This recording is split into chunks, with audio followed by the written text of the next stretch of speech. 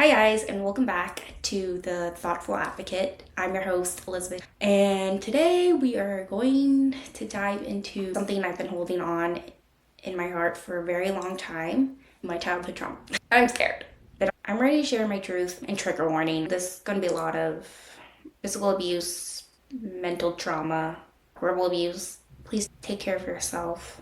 So this episode's for anyone out there who's ever been hurt by someone who's supposed to be your protector, someone who's supposed to love you. It's for the inner child in all of us.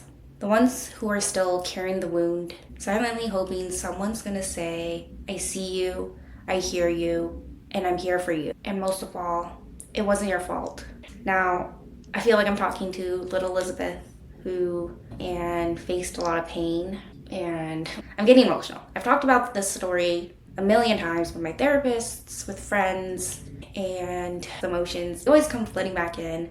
But honestly, these emotions are very healing because I'm finally saying it out loud, putting it into the world. That's scary. Very scary. I know that someone out there needs this, and if I could help one person, then so be it. Every time I've shared my past trauma and how I overcame it with someone else, some people pity me. Some people can resonate because they've been through something actually very similar. Because of my experiences sharing my story with other people, I want to share it with you because if I can give you hope in some way that everything's going to be okay, and in fact, everything's going to be better, then yeah, I'm all for it. Even if this is hard to talk about. Now, the reason why I haven't shared this story was I don't think I was ever ready. But honestly, I think I need to. Because silence really protects shame. And I'm done with carrying the shame, feeling like it's my fault that all this happened to me as a child, which is just ridiculous. It was never mine to begin with. It was a generational trauma that was passed down to me. And it's going to stop here. It's going to stop with me. I know when I release this, a lot of people are going to be unhappy with me. They're going to be upset because I'm telling my truth. And they're going to feel exposed. And unfortunately, that's just how it is. I'm ready to share my truth. I've been holding it deep down in my heart for as long as I can. And sometimes you just gotta break free. You just gotta share your truth, and no matter what people say, if it's the truth, it's the truth. I was terrified of my father growing up. I remember when I was little, I was sitting in the front seat, giving my dad directions. We take road trips, which I loved. Went to like Yellowstone and a bunch of national parks. So it would be really long road trips. My dad loves to drive, which is great because for a road trip you need someone who loves to drive. But during these road trips, they would be very difficult for me because once my mom and dad started separating, I guess I was the replacement in terms of navigating and so on. I was like 12, sitting in the front seat. Lots of pressure. And my dad is a very angry person. He has a very good side and a very bad side. When my dad's stressed, it becomes very scary. He'll start to get very angry, start to say, you an idiot, you moron. And when this comes from a man or someone with authority, it's very scary, especially at that age. Because you're like, this person's supposed to be my protector, but it's being the opposite right now. So I'm literally scared for my life. And a lot of anger would come from things he would do himself. So he actually speeds a lot. Like, I remember getting pulled over every single time we went on a road trip. There wasn't one time I think we did not get pulled over by a cop. And this is why I have traumas from cops. Anyway, so my dad would speed, right? And then we hear the sirens, cops coming, and then they would pull us over, driver's license, registration, please.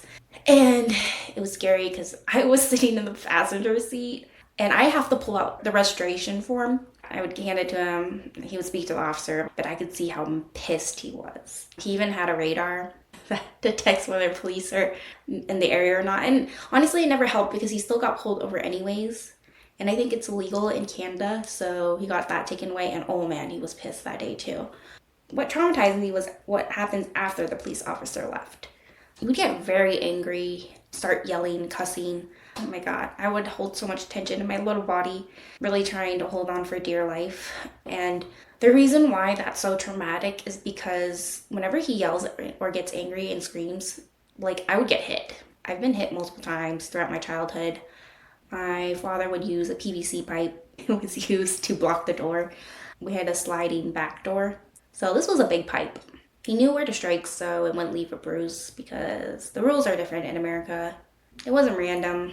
It was controlled. It was calculated and terrifying. And honestly, the hardest part was that I thought this was all normal. I thought I was a problem child. I've never done drugs. I don't even drink. Physical discipline was a regular part of his childhood, and he decided to pass it on to me. Every time he would say, I'm stupid, I'm an idiot, I'm a moron. As a child, you start to form these as beliefs, and naturally I started to believe it. I really did believe I was an idiot. And my self-esteem was chipped away. I was very powerless at that age, as most children are. These words echoed in my mind for years. Even now, whenever I make a mistake, I'll drop something, I hear it come back. But now, because of years of therapy, I know that these are not my words. These are my father's words. And I can replace them. I can replace them with loving and kind words that I wish were said to me instead of these words. I remember praying at night, literally looking out the window at the starry sky. I would look at one star and I'd say, I wish I could just escape. I've never said this out loud. I wish my father would just die. I didn't think I would have a future. I didn't think I would make it to an adult. At that age, you catastrophize everything. And when your only safety net is your parents and you can't really rely on them fully for that, it starts to make sense. Why I was so scared. Every night I would pray. And I can feel my inner child shaking right now, crying. And I'm trying not to cry. And also I thought that even if I did become an adult, what would be the point? What's the point in even dreaming? Can I even make it that far? Can I make it another day? I could feel my light slowly fading. It was chipped by every word, every strike, every silence. Now, after my parents divorced, this was 2015. You would think that things would just magically go away, but honestly, the trauma stays in the body, in the mind, in the heart. My dad got to keep all his stuff, and he had a lot of stuff. He was a hoarder. He had everything from meat slicers to sous vides to, I think he had 4 barbecues, 1 Japanese one. He just had so many gadgets, it would fill the house, and every day, I swear, every day there would be a package. From eBay, Amazon. He had a lot of hobbies. He's very smart and likes to perfect things. So one month he'll perfect the noodle making recipe or ramen. And then one month he'll perfect making pizza from scratch. So he does very cool things. Just unfortunate. The trauma that he never healed. Anyways, so my dad got to keep all his stuff. But he didn't get to keep what truly mattered. His kids. Me and my brother. We were living with my grandma, his mom, up until middle school, and they were like oil and water. They would not get along. Always fighting, always screaming, always screaming. Pans and pots were thrown at each other. It was scary. My grandma was beat black and blue and purple by his father. In Malaysia, he can get away with it. The cops didn't care. But my grandma was my rock because my mom was working 24/7. She works in finance, but she was always working. I don't remember her being home very often. So I'm the oldest, and I was alone for a long time until my brother came. We're 6 years apart. But even then, he's a child. And so was I. But I had to be the adult most of my life. I don't think I really got to be a free child. A carefree child, anyways. Yeah. My grandma showed me a lot of love because she was, one, always present. She was always there. She would cook, clean the house, watch shows. She would teach us things like times tables. And if you don't get them right, you get hit with a chopstick, which, being compared to my dad in terms of his physical abuse, is nothing. And that's also why I have trauma from math. My grandma was a very loving person. She used to nanny on the side because, again, she didn't have a formal education, so she would take care of other people's children. I have pictures of me clinging onto her, eating cake, and she was my safe space because sometimes she would step in, and when we wanted things, she would buy them for us. And even though my dad would get so mad whenever we went to the mall and stay there for hours, we would basically sleep there. We were there for 7 hours sometimes. And then we'd take the bus, come home. I really enjoyed taking the bus with my grandma. Just good memories because it was our safe haven. The washroom was also our safe haven. I would read books, play my PSP, Hot Shots Golf, and Tekken and all those other games, Sonic. I would spend hours on the toilet because that was the only safe space in our house that I wouldn't get bothered. And my grandma was both my parents, or what I hoped for them to be, someone who's safe and warm and loving. And that's why I've always been like really close with my grandma because she was always there when I was crying. She would wipe my face and she would hold me.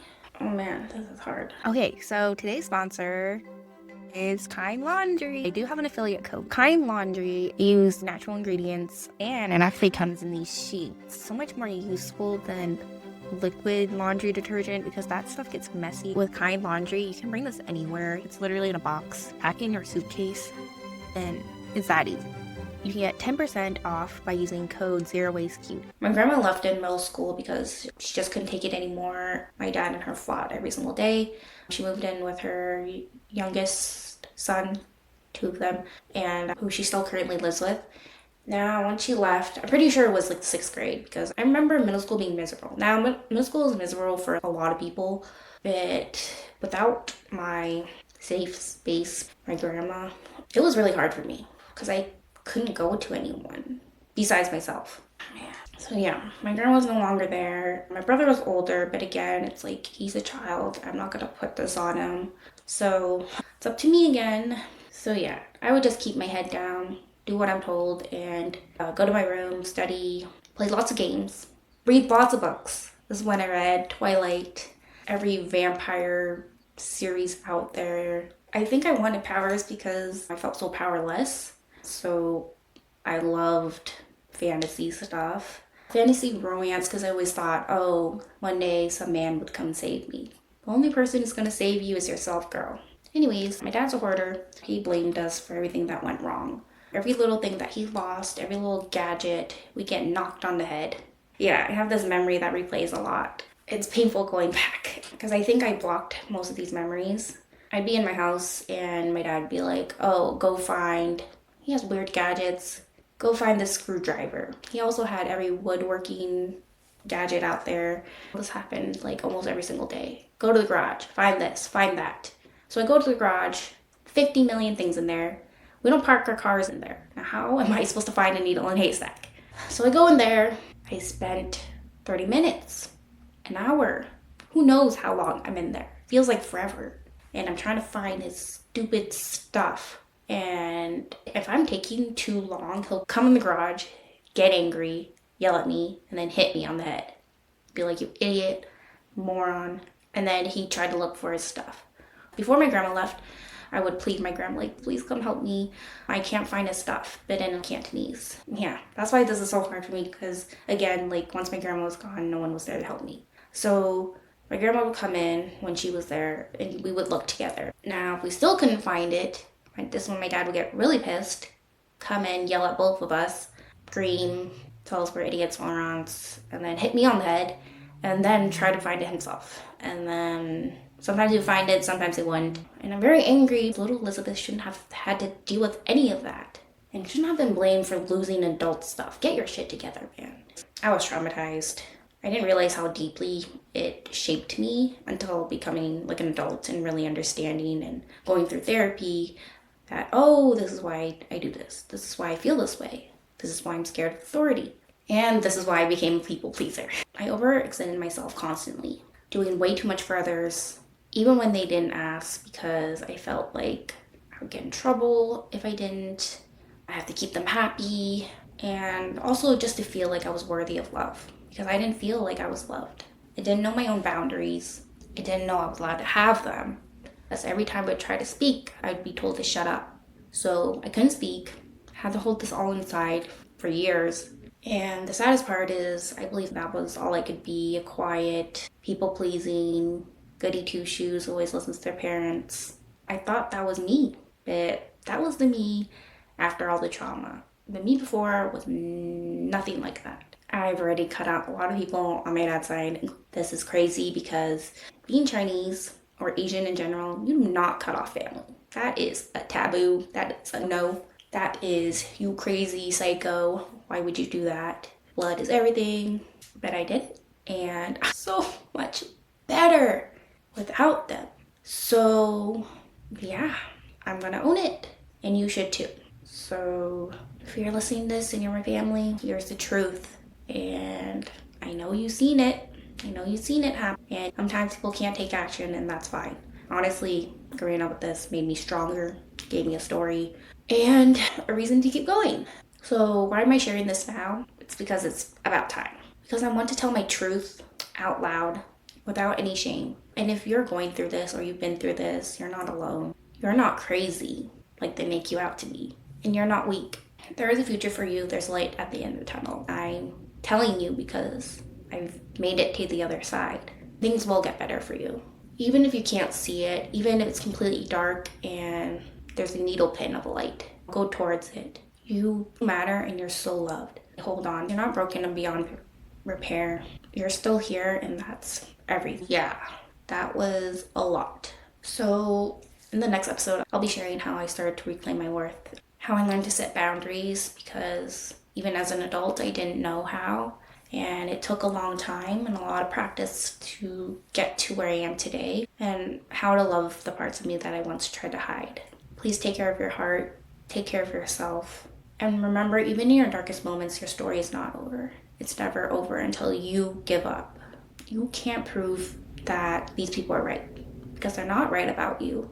You're strong, you're resilient, and you're gonna get through this. Little Elizabeth, you're gonna get through this. And one day, you're gonna have your own family. You're gonna find a husband who loves you no matter what.